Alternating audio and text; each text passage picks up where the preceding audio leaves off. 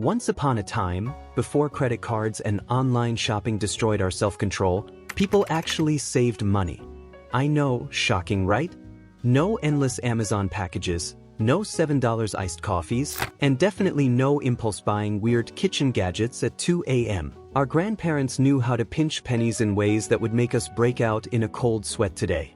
Let's take a trip back in time and see how they did it. 1. The envelope budgeting system. Before budgeting apps and the oops, I'll just put it on my credit card lifestyle, there was the envelope system. Every payday, families withdrew cold, hard cash and divided it up into actual paper envelopes labeled things like rent, groceries, gas, and, most importantly, emergency chocolate fund. The catch? If an envelope ran dry, that was it. No fancy digital overdraft protection, no transferring funds from a magic bank app. It forced people to think ahead and be disciplined with their spending. Think about how different that is from today, where we mindlessly swipe our cards, and by the time we check our bank balance, it's like looking at a crime scene. Imagine telling someone in 1955 that in the future, people would spend $200 on impulse in one night just by tapping their phone. They'd think we lost our minds. Back then, money felt real because you could physically see it disappearing from your envelope. Today, it's all just numbers on a screen, and we spend like it's monopoly money. 2. Repairing instead of replacing. Once upon a time, if something broke, you fixed it. A hole in your sock? Sew it up. Shoes wearing down? Off to the cobbler they go. Your washing machine makes a weird noise? Call the repair guy, not Amazon. Things were built to last, and people took pride in keeping them running. Fast forward to today, your toaster starts acting up, and suddenly, you're online shopping for a whole new kitchen aesthetic. We've been conditioned to believe that buying something new is always better. Meanwhile, our grandparents kept the same fridge for 40 years. 40 years. And if it ever made a weird noise, they'd tinker with it, slap it on the side, and boom, fixed. Can you imagine doing that with a smart fridge today? You'd need a software update, a subscription service, and a PhD in robotics. The idea of throwing something out just because it's a little worn down? That would be blasphemy in the past. They saw their belongings as investments, not disposable junk. And let's be honest, if we had even half of their patience and DIY skills, we'd save a ton of money. 3. Cooking at home instead of eating out. Back in the day, going to a restaurant was a big deal. We're talking birthdays, anniversaries, or the rare "mom is too tired to cook" night. But today, eating out is practically a daily ritual. We have fast food, takeout, meal delivery services, and even groceries that come pre-chopped because apparently we're too busy to cut our own carrots. Our grandparents, on the other hand, were masters of stretching every dollar in the kitchen. They knew how to take a single chicken and turn it into 3 different meals. They planned their shopping carefully, bought in bulk, and made sure nothing went to waste. Meanwhile, we let a bag of spinach rot in the fridge while we post-made a $15 salad. The irony is painful. Cooking at home wasn't just about saving money, it was a way of life. Families gathered around the dinner table, meals were made from scratch, and the phrase, "Would you like to supersize that?" didn't even exist. 4. Keeping utility costs low. Let's talk utilities. Today, we treat air conditioning like it's our personal Arctic wind tunnel and crank the heat at the first sign of chilly weather. But our grandparents? They were built different. If it was cold, you put on another sweater. If it was hot, you opened a window. Simple. They didn't blast the AC like they were refrigerating meat. They had fans, cross-ventilation, and this magical thing called dealing with it. Electricity wasn't wasted either. Lights were turned off when leaving a room, and appliances weren't left plugged in all day. Water was conserved. No 30-minute showers or running the tap while brushing your teeth. Everything had a purpose, and bills were kept to a minimum because, well, they had to be. 5. Using layaway instead of credit cards. Before the era of swipe now, cry later, people actually waited to own things. The layaway system let you make payments on an item over time, and here's the kicker, you didn't get to take it home until you paid in full. Think about that. You didn't go into debt for a TV or a new dress. You paid a little at a time, and once you were done, it was yours, No interest, no late fees, no calls from collections. Compare that to today's buy now, pay later madness, where people are making 36 easy payments on a pair of sneakers. Our grandparents would be laughing at how willingly we sign up for lifelong debt just to get stuff instantly. 6. Growing their own food. Before organic produce was a luxury, it was just called food from the backyard. Our grandparents grew their own fruits and vegetables, not because it was trendy, but because it was necessary. Grocery stores weren't open 24/7, and food wasn't wrapped in 16 layers of plastic. People planted tomatoes, potatoes, lettuce, carrots, you name it. Fresh produce was literally just a few steps outside the back door.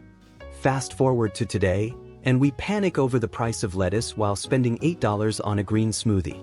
Instead of planting a few tomato plants, we spend hundreds of dollars on subscription produce boxes because, somehow, we forgot that food actually grows in the ground. Gardening wasn't just about saving money, it was about self-sufficiency. If you had a backyard, it was put to work. Even apartment dwellers had window boxes or small herb gardens.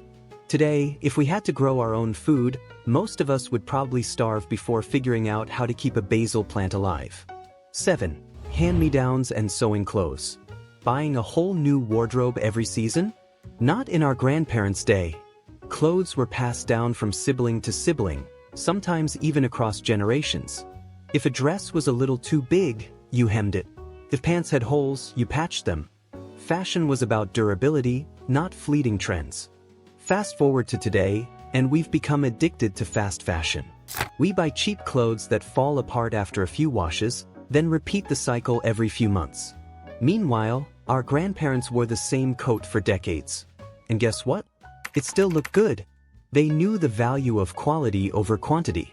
And sewing wasn't just a hobby, it was a life skill. If your dress ripped, you didn't freak out and rush to the mall. You grabbed a needle and fixed it. Today, most of us can barely sew a button back on, let alone make a full outfit last for years. We'd save a ton of money if we adopted even a fraction of their practicality. 8. Keeping cars for decades. Our grandparents drove the same car for what felt like forever. No fancy leases, no upgrading every 3 years because of new features. If a car ran, you kept it. You didn't trade it in just because you wanted a different color or Bluetooth speakers. Today, car commercials make us feel like we need a new vehicle every few years. Oh, you don't have a built-in Wi-Fi hotspot and heated cup holders? Better drop 40 grand on a new model. Meanwhile, Grandpa's old truck from 1972 is still kicking, and all it ever needed was a few oil changes and a little duct tape. The secret? Regular maintenance. Our grandparents took care of their cars. They changed the oil, checked the tires, and didn't drive like they were in a Fast and Furious movie. They weren't buried in monthly car payments because they weren't obsessed with keeping up with the latest trends. Imagine how much we'd save if we did the same. 9. Free or cheap entertainment. Netflix? Theme parks? $20 movie tickets with $15 popcorn? Our grandparents would have laughed at the idea of paying a subscription fee just to be entertained. Back then, entertainment was simple and, get this, free. Instead of doom-scrolling social media for hours, people actually went outside. They played board games, went on picnics, had neighborhood talent shows, which, let's be real, were probably just everyone's uncle doing bad magic tricks, and listened to the radio together. Kids weren't glued to tablets. They were busy climbing trees, making mud pies, and trying not to get caught sneaking an extra cookie before dinner. Even movies were an occasional treat, not an every weekend event. You might catch a double feature at the drive-in for a few cents, but mostly, families entertain themselves at home. Imagine if we stopped spending so much on streaming services, concert tickets, and escape rooms and just enjoyed what we already have? Nah, too radical. Let's just keep scrolling and complaining that there's nothing to watch. 10. Saving first, spending later. The ultimate lost art, saving money before spending it. Back in the day, people didn't treat their paychecks like a race to see how fast they could make them disappear. No, sir. The first thing they did was set money aside. They had an emergency fund, a little nest egg, and a savings account that actually grew instead of just barely surviving between overdraft fees. Fast forward to today, and we've perfected the art of spending money we don't even have yet. Credit cards, BNPL, buy now, panic later, and the magical, I'll just put this on my tab mentality have completely taken over. Our grandparents would be horrified. They lived by one golden rule: if you can't afford it, you don't buy it. Simple, right? Yet, today we finance everything: cars, furniture, vacations, even coffee machines. And then we wonder why we're broke. Imagine if we flipped the script and actually saved first? Revolutionary, I know. Sure, it means resisting the urge to splurge on things we don't need, but hey, isn't financial stability worth a little patience?